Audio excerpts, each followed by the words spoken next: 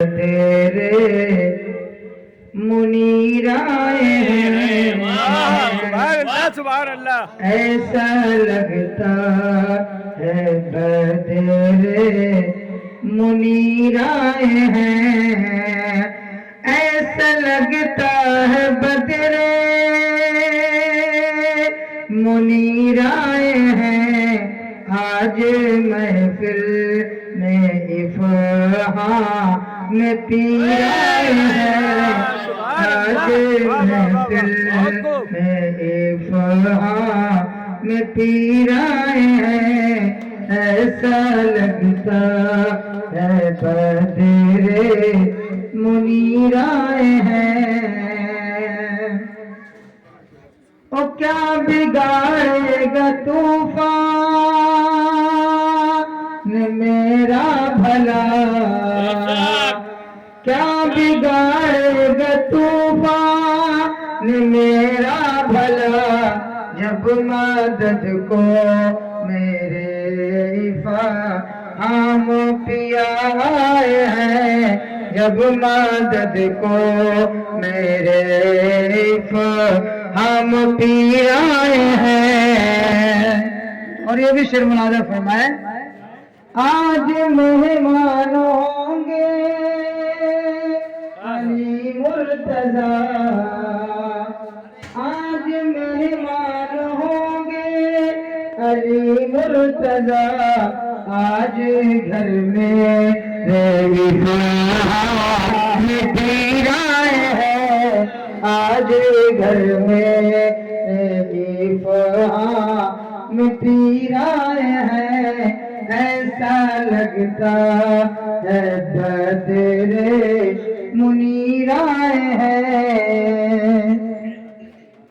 سرکار سیدنا غوث پاک رضی اللہ تعالیٰ عنہ نے ارشاد فرمایا کہ ایک پیر کے لیے 12 شرطوں کا ہونا ضروری ہے، جس کے اندر یہ 12 شرائط نہیں پائے جائیں گے وہ پیر نہیں ہو سکتا، لیکن اس میں سے 6 شرطیں 6 کی ضد ہیں، یعنی 6 شرطیں بیان کروں گا، اس کا مفہوم آپ کو اس کا مخالف آپ کو سمجھنا۔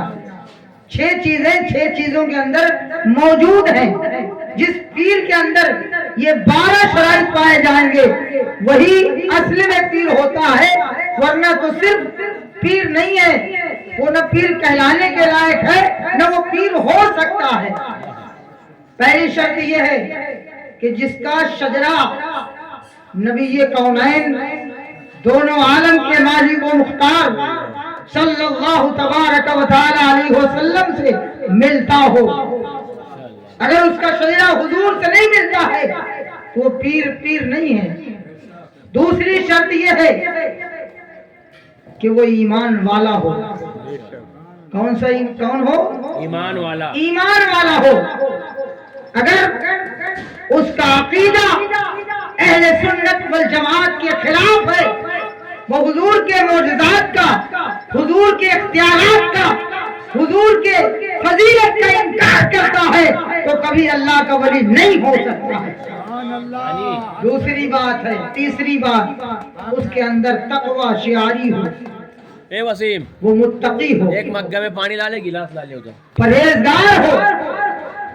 اگر اس کے اندر پرہیزگاری نہیں ہے، مثال کے طور پر وہ شریعت کے مسائل کا انکار کرتا ہے، نمازوں کی پابندی نہیں کرتا، روزوں کو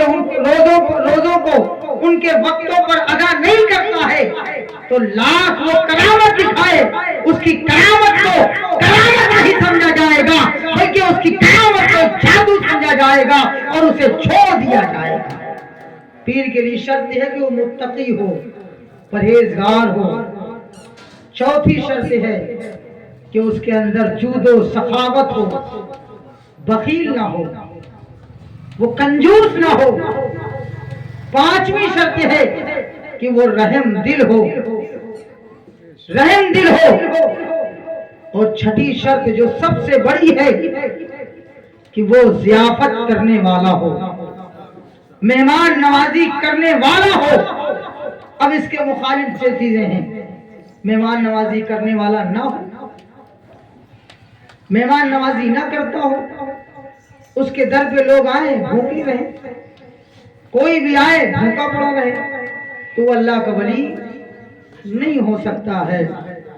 اب آپ جس خانقاہ میں بیٹھے ہیں، جن کے دیار محبت میں آپ کی حاضری ہوئی، جنہیں دنیا افہام ملت کے نام سے جانتی ہے، اب ان کے اندر یہ چیزیں اور یہ شرطیں رکھیں، اگر آپ کو نظر آئے کہ یہ ساری شرائط ان کے اندر موجود ہیں، تو آپ کو ماننا پڑے گا جو غوث اعظم نے فرمایا ہے، اگر وہ ساری شرائطیں ایک پیر کے اندر موجود ہیں تو وہی سچا پیر ہوا کرتا ہے، ورنہ وہ پیر نہیں بلکہ پیر ہوا کرتا ہے۔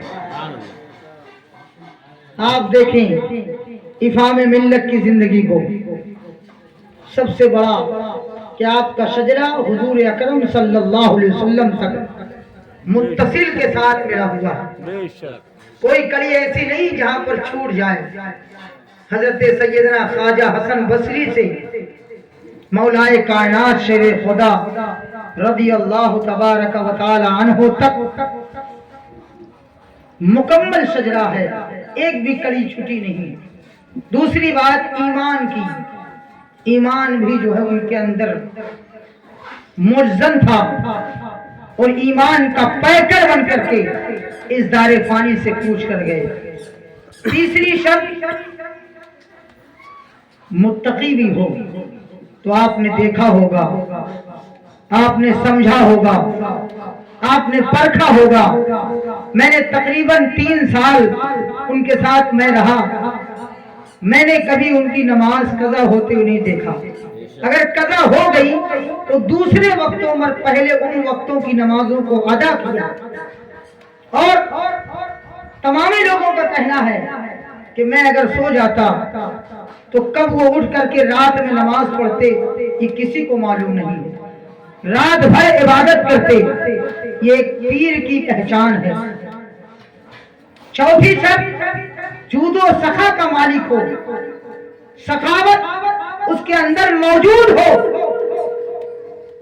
اور آپ نے دیکھا ہوگا افہام ملت کی سخاوت، ایک ابا حضور کے ایک مرید ہیں جن کا نام ہے پیر غلام، جو جہان آباد کے رہنے والے ہیں۔ وہ کہتے ہیں میں مرید ہونے کے لیے آیا، بہت دنوں سے میں نے نمبر لگایا ہوا تھا کہ آپ مجھے مرید کر لیں، مرید کر لیں، لیکن مرید نہیں کرتے۔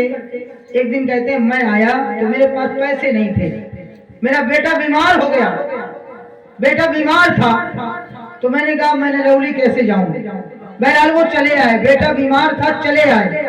جب آئے تو افہام ملت نے کہا پیر غلام آج میں تم کو مرید کرنا چاہتا ہوں، آج میں تم کو مرید کرنا چاہتا ہوں۔ انہوں نے مجھے بتایا کہ میں نے اپنے دل میں سوچا کہ آج میرے پاس پیسے بھی نہیں ہیں، میں تھوڑی سی شیرینی لے آتا پھر اس کے بعد مرید ہوتا، آج تو میرے پاس وہ بھی پیسے نہیں ہیں، اور اتنے پیسے ان کے پاس نہیں تھے کہ کوئی مٹھائی خرید سکتے۔ اپنے دل میں وہ کہتے ہیں میں نے اپنے دل میں صرف سوچا تھا کہ پیسے ہوتے تو مٹھائی خرید لیتا۔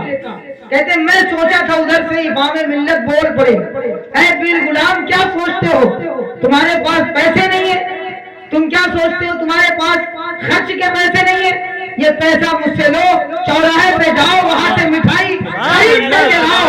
اور وہ مٹھائی خرید کر کے لائے، ابا حضور نے انہیں مرید فرمایا، سبحان اللہ سبحان اللہ، انہیں مرید فرمایا۔ اور جب وہ نرولی شریف سے جانے لگے تو گیٹ پر آئے، کبھی سوچتے کہ کہوں کہ نہ کہوں، کہوں کہ نہ کہوں، اگر کہتا ہوں تو جو لوگ آس پاس بیٹھے ہیں وہ سوچیں گے کہ بھائی کتنا کنگال آدمی ہے کہ اس کے پاس پیسے بھی نہیں ہیں، ایسی نرولی چلایا۔ کہتے ہیں میں ایک مرتبہ گیٹ پہ آیا اسی دروازے پر، تو افہام ملت نے کہا پیر غلام تم کیا سمجھتے ہو، تمہارے پاس پیسے نہیں ہیں، گھر کیسے جاؤ گے، کیسے گھر جاؤ گے، ادھر آؤ میرے پاس۔ وہ کہتے ہیں ابا حضور نے مجھے 350 روپے عطا کیے اور کہا پیر غلام اتنے میں کام چل جائے گا۔ میں نے کہا وہ کہتے میرے دل میں خواہش تھی کہ میرا بیٹا بیمار ہے، کیسے بتاؤں؟ امام ملت نے کہا پیر غلام تمہارا بیٹا بیمار ہے میں جانتا ہوں، لیکن تو میری محبت میں آیا ہے، اس لیے اللہ تبارک و تعالیٰ نے اسے شفا یابی عطا فرمایا۔ سبحان اللہ سبحان اللہ۔ پیر غلام کہتے ہیں جب میں گھر پہنچا تو میرا بیٹا جو بیمار تھا میں نے کیا دیکھا کہ میرا بیٹا باہر کھیل رہا ہے، مسل کے بولے سبحان اللہ اور زور سے سبحان اللہ۔ میرا بیٹا باہر کھیل رہا ہے۔ تو یہ جود و سخاوت کا عالم تھا۔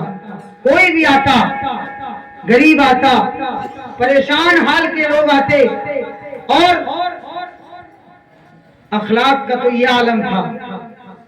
میں نے 3 سال تقریباً وقت گزارا ہے، اخلاق کا تو یہ عالم تھا کہ ہر کہنے والا چاہے وہ امیر ہو چاہے غریب ہو، کسی بھی قسم کا آدمی ہو، ہر کہنے والا یہی کہتا کہ امام ملت مجھ سے زیادہ محبت کرتے ہیں، امام ملت مجھ سے زیادہ محبت کرتے ہیں۔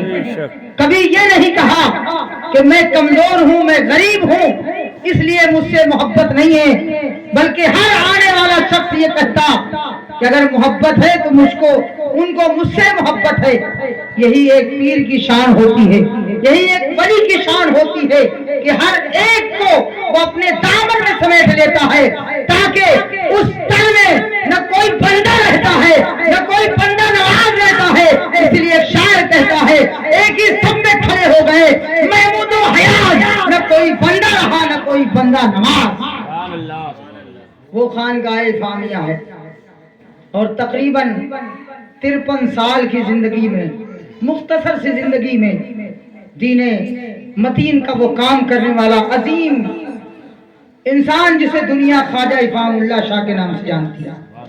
اور آپ نے بڑی مسجدیں بنوائی، مدرسے تعمیر کیے، آپ کی بہت ساری کرامتیں ہوئیں، میرے سامنے بھی 2-3 کرامتیں ہوئیں، آپ کے سامنے تو بارہا ہوتی ہوں گی، ہوتی بھی ہیں اور پہلے بھی ہوتی رہیں گی، لیکن میں آپ کو بتانا چاہتا ہوں کہ آپ جس دیار سے جڑے ہوئے ہیں یقیناً اس کے جو بانی و سرپرست تھے وہ لائق تعریف ہیں۔ اپنے مرشدان اعظام کی تعظیم اور توقیر انہوں نے کیسے کی؟ آپ جاتے تو لوگ بتاتے ہیں میں تو بھائی پہلے چھوٹا ہوں گا، لوگ بتاتے ہیں جب آپ یہاں سے جاتے تو پیدل جاتے پرخاش شریف تک، پیدل جاتے، اور لوگ کہتے ہیں کہ ہم سواری سے جاتے، امام ملت پیدل جاتے، لیکن سواری والوں کہنا یہ ہے کہ ہم سواری سے جاتے بعد میں پہنچتے، امام ملت پیدل جاتے پہلے پہنچ جایا کرتے۔ جو اللہ کا ولی ہوتا ہے اس کی یہ شان ہوتی ہے، اس کی یہ کرامتیں ہوا کرتی ہیں، اور بات یہیں تک محدود نہیں ہے بلکہ بہت ساری کرامتوں کا صدور ہوا، اور آپ نے اپنے مرشدوں کا بڑا ادب و احترام کیا۔ مجھ سے خواجہ امام ملت کی بہن یعنی ہمارے قاسم بھائی کی بہن نے جو چرائی میں رہتی انہوں نے بیان کیا کہ آپ کو بچپن ہی سے کچھ ولایت کے آثار آپ کی ذات میں نمایاں تھے، آپ کی ذات میں بچپن ہی سے ولایت کے آثار نمودار تھے۔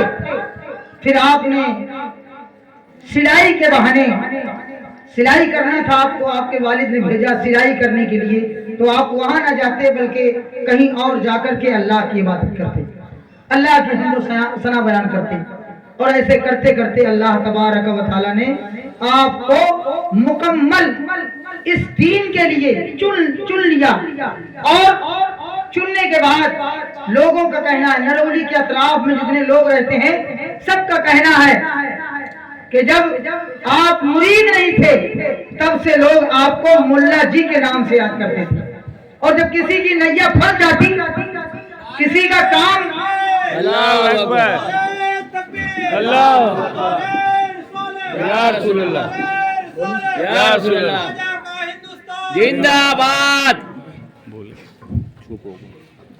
درود پاک پڑھیں، اللہم صلی علی سیدنا مولانا محمد وسلم۔ सलात व सलाम अलैहि या रसूल अल्लाह सल्लल्लाहु अलैहि वसल्लम। लोग कहते हैं कि जब किसी का काम कोई फंस जाता और लोग परेशान होते तब आप मुरीद नहीं थे, आपको खिलाफत नहीं मिली थी, लेकिन तब भी लोग आपके पास आते और आपकी वजह से उनको शफायाबी होती थी। आपने तकरीबन 12 साल या 14 साल रह करके पुरखास शरीफ की सरजमीन पर अपनी जिंदगी को गुजारा और हर वक्त अपने पीर का अदब व एहतराम करते रहे। वरना ये आज के इस पुरफतन माहौल में जो पीर बनता है, जो किसी खानकाह का साहिब सज्जादा बन जाता है, उसकी ख्वाहिश ये होती है कि मेरे मुरीद ज्यादा हो जाए, लेकिन इमाम मिल्लत ने पूरे अतराफ में ये नहीं सोचा कि मेरा मुरीद ज्यादा बन जाए, बल्कि अपने पीर को ला करके यहाँ बिठाया और खुद नरौली की सरजमीन गवाह है। नरौली में इमाम मिल्लत के मुरीद एक तो मिलेंगे, ज्यादा सैयदना असरार दीदार सफी रहमतुल्लाह अलैह की। यही वजह है कि मुर्शिद से इतना प्यार और इतना खुलूस था, अल्हम्दुलिल्लाह। और जब भी जिक्र करते तो पुरखास वालों का जिक्र करते, सैयदना ख्वाजा असरार सफी का जिक्र करते, हबीबुल्लाह शाह का जिक्र करते। और जब जिक्र करते तो उनके जिक्र का अंदाज यूं होता कि बड़ा सा बड़ा मुकर्रिर उस वक्त उनके सामने अपनी तकरीर में नहीं पेश कर सकता है। आलम ये होता तो जिसके अंदर ये 12 शराइत पाई जाती हैं वो अल्लाह का वली होता है। फिर अल्लाह के वली को इल्म लदुन्नी हासिल हो जाया करता है। इल्म लदुन्नी किसे कहते हैं? लौहे महफूज का इल्म, जो अल्लाह तबारक व तआला ने अपने महबूब को अता फरमाया। महबूब ने वो इल्म सीना व सीना अता फरमाया। हुजूर अकरम सल्लल्लाहु अलैहि वसल्लम का इल्म 2 तरीके से मिला। जो ज़ाहिरी इल्म था उसके सीखने वाले को उलमा कहा जाता है, और जो बातिनी इल्म था उसके सीखने वाले को औलिया अल्लाह कहा जाता है। सुभान अल्लाह। तो इन औलिया इकराम को सीने का इल्म मिला, और जब वो इल्म मिल जाता है तो फिर इंसान बैठा हो नरौली में उसे खबर बीजापुर की होती है। इंसान बैठा हो नरौली में उसे मशरिक़ व मगरिब की खबर होती है, क्योंकि अल्लाह तबारक व तआला हिजाबात के पर्दे हटा देता है। यही वजह है कि पूरी दुनिया ने उनके जो है किरदार को माना, उनके अखलाक को माना। बहुत लंबी फहरिस्त है, अगर मैं तकरीर करूंगा तो हो सकता है शाम हो जाए, लेकिन मैं अपनी तकरीर को समेटूंगा। अल्लाह तबारक व तआला ने ख्वाजा इमाम मिल्लत रज़ी अल्लाह तआला अन्हु को बड़ी शान और शौकत वाला बनाया। आज देख रहे हैं खानकाह फामिया गुलजार है।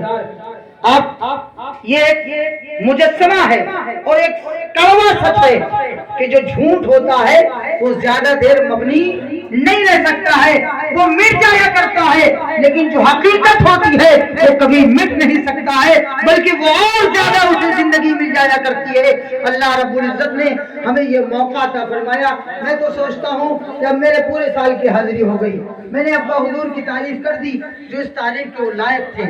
यकीनन अल्लाह तबारक व तआला ने उन्हें विलायत से सरफराज फरमाया था, कोई शक नहीं है। और आप ये शेर पढ़ा करते थे कि अगर बुजुर्गों की बारगाह में आओ तो अकीदत लेकर के आओ। एक किताब में मैंने पढ़ा है कि अगर उलमा की बारगाह में जाएं तो अपनी जबान को संभाल करके जाएं, अल्लाह के वली की बारगाह में आए तो दिल को संभाल करके आए, क्योंकि उलमा जबान को पकड़ते हैं और अल्लाह का वली जो होता है वो दिल की बातों को समझा करता है। अल्लाह रब्बुल इज्जत की बारगाह में दुआ है रब्बे करीम हमें ख्वाजा इमाम मिल्लत के फैज़ व बरकत से माला माल फरमाए और खानकाह फामिया को बुलंदी अता फरमाए। आमीन। वमा अलैना इल्लल बलाग। अस्सलामु अलैकुम।